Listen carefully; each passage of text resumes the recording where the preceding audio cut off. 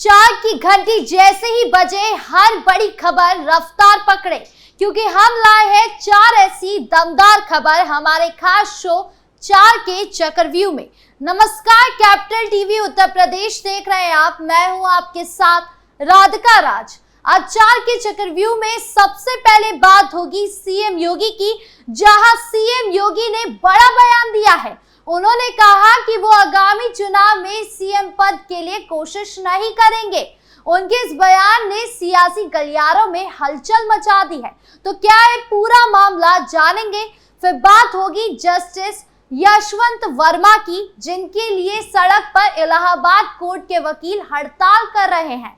तो क्या है पूरा मामला, जानेंगे। साथ ही बात होगी बसपा प्रमुख मायावती की, जिन्होंने रमजान के दौरान भाजपा की ओर से मुस्लिम समुदाय को गिफ्ट को लेकर टिप्पणी की है। तो क्या बोली मायावती, जानेंगे। और आखिर में बात होगी संभल की, जहां बीजेपी विधायक को जहरीला इंजेक्शन देकर मारने के मामले में गिरफ्तारी हुई है। पूरा मामला जानेंगे विस्तार से। तो चलिए शुरू करते हैं चार का चक्रव्यूह। पहली खबर सीएम योगी से जुड़ी है, जिनके बयान ने सियासी गलियारों में हलचल मचा दी है। दरअसल उत्तर प्रदेश के मुख्यमंत्री योगी आदित्यनाथ का विशेष मीडिया चैनल की ओर से वीडियो जारी किया गया है। इस इंटरव्यू के दौरान सीएम योगी से उनके लगातार तीसरी बार गोरखपुर से चुनाव लड़ने से जुड़ा सवाल किया गया, तो उनका जो जवाब आया वो सियासी हलचलों को हवा दे गया। उनके जवाब के बाद अब सियासी पंडितों के बीच बड़ी चर्चा शुरू हो गई है। सीएम योगी से इंटरव्यू के दौरान पूछा गया कि क्या वो तीसरी बार चुनाव लड़ेंगे। इस सवाल का जवाब देते हुए सीएम योगी ने कहा, मैं कोशिश नहीं करूंगा, हमारी पार्टी कोशिश करेगी।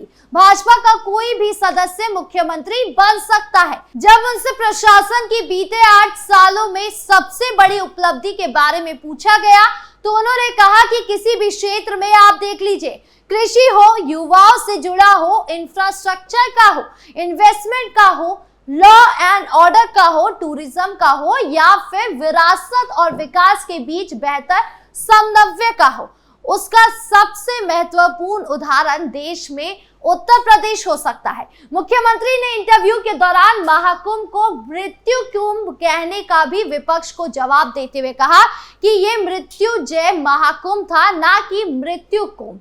उन्होंने कहा कि पश्चिम बंगाल से हर दिन करीब 50,000 से 1 लाख भक्त महाकुंभ में पवित्र डुबकी लगाने आ रहे थे। उन्होंने महाकुंभ को लेकर विपक्ष के नेताओं के बयान की आलोचना भी की।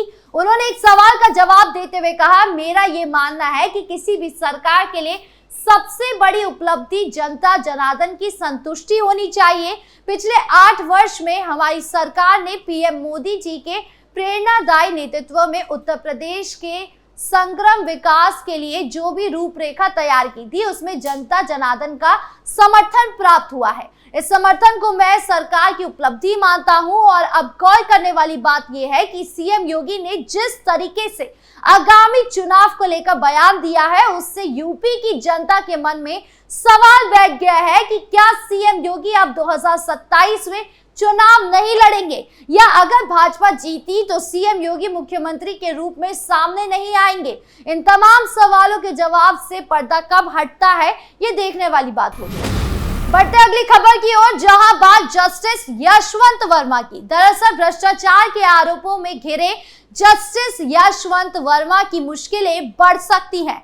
जस्टिस यशवंत वर्मा के खिलाफ लगातार दूसरे दिन हड़ताल कर रहे इलाहाबाद हाईकोर्ट के वकीलों के प्रतिनिधिमंडल को केंद्र सरकार ने बातचीत के लिए दिल्ली बुलाया है।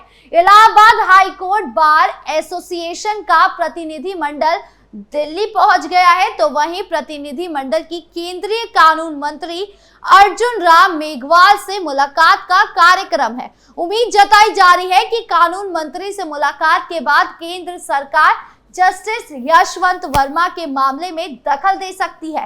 केंद्र सरकार इस बात का फैसला ले सकती है कि वो जस्टिस यशवंत वर्मा को इलाहाबाद हाईकोर्ट ट्रांसफर किए जाने के सुप्रीम कोर्ट कॉलेजियम की सिफारिश को नामंजूर करेगी।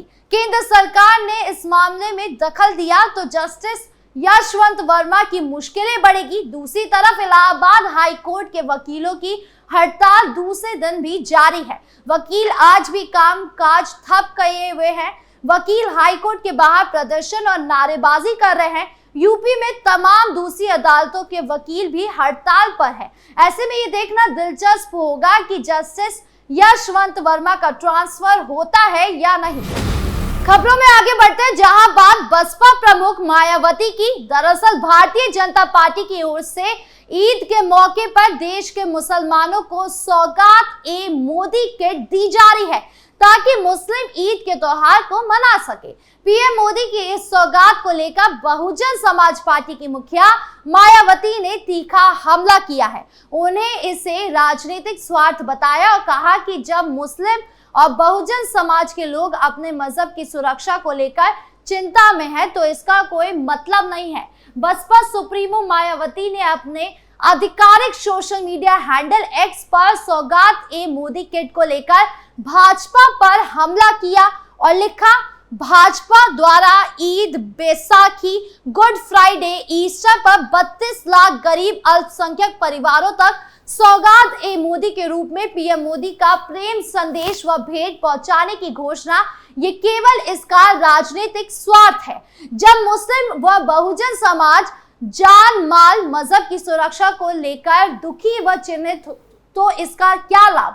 मायावती ने कहा कि मोदी सरकार को इसकी जगह लोगों की गरीबी और पिछड़ेपन को दूर करने के लिए रोजगार की व्यवस्था करनी चाहिए। उन्होंने लिखा, बेहतर होता अगर भाजपा की केंद्र व राज्य सरकार मुस्लिम व अन्य धार्मिक अल्पसंख्यक समाज के कुछ गरीब परिवारों को ये सौगात-ए-मोदी देने की बजाय उसकी अपार गरीबी, बेरोजगारी व पिछड़ापन आदि को दूर करने के लिए रोजगार की स्थायी व्यवस्था करती व उसकी सुरक्षा पर उचित ध्यान देती। बता दें कि भारतीय जनता पार्टी की ओर से ईद के मौके पर गरीब मुसलमानों को सौगात-ए-मोदी किट दी जा रही है। इस योजना के तहत देश के 32 लाख मुस्लिमों को ये किट दी जाएगी, जिसमें ईद पर चीनी, चावल, सेवइयां जैसा सामान दिया जाएगा। इस अभियान के तहत गरीब मुस्लिमों तक पहुंचने के लिए 3000 मस्जिदों को सहयोग करने का प्लान है। वहीं विपक्षी दलों द्वारा इस भाजपा का सियासी पैतरा बताया जा रहा है। अब ऐसे में भाजपा क्या कुछ पलटवार करती है विपक्ष पर, ये देखने वाली बात होगी। खबरों के अंत में अब बात संभल की। दरअसल उत्तर प्रदेश के संभल में 10 मार्च को जहरीला इंजेक्शन लगाकर की गई भाजपा नेता गुलफाम सिंह यादव की हत्या का खुलासा करते हुए संभल पुलिस ने 6 आरोपियों को गिरफ्तार किया है। पुलिस के मुताबिक भाजपा नेता की हत्या राजनीतिक लड़ाई और चुनावी रंजिश के कारण महेश प्रधान ने कराई थी। संभल के गुन्नौर थाना इलाके के रहने वाले गुलफाम सिंह यादव की हत्या जूनाबाई थाना इलाके के दवथरा गांव में चुनावी रंजिश के चलते कर दी गई थी। जहरीला इंजेक्शन देकर की गई हत्या पुलिस अधीक्षक के विश्नोई ने बताया कि 19 नवंबर 2024 को मंडोली गांव के ग्राम प्रधान महेश बरेलवी सेंट्रल जेल में एक हिस्ट्री शीटर बदमाश धर्मवीर से मिलने गए थे। वहां धर्मवीर ने कहा था कि हम तुम्हें जेल से बाहर निकलने में मदद करेंगे, लेकिन इसके बदले में आपको भाजपा नेता गुलफाम सिंह यादव की हत्या करनी होगी। पुलिस अधीक्षक ने बताया कि दोनों के बीच ये डील पक्की हो गई थी और उसके बाद महेश ने खर्चा कर अपील के जरिए उसे जेल से बाहर निकलवाया। जेल से छूटकर आने के बाद प्लान के मुताबिक धर्मवीर ने भाजपा नेता गुलफाम सिंह यादव के नजदीकियां बनाई। पूरे इलाके की रैकी करने के बाद धर्मवीर ने अपने 2 साथियां नेमपाल और मुकेश के साथ मिलकर जहरीला केमिकल वाले इंजेक्शन से भाजपा नेता गुलफाम सिंह यादव की हत्या कर दी। उन्होंने कहा कि पुलिस ने इस मामले में 6 आरोपियों को गिरफ्तार किया है। बता दें कि बीते कई दिनों से पुलिस इस मामले की जांच करने में लगी हुई थी।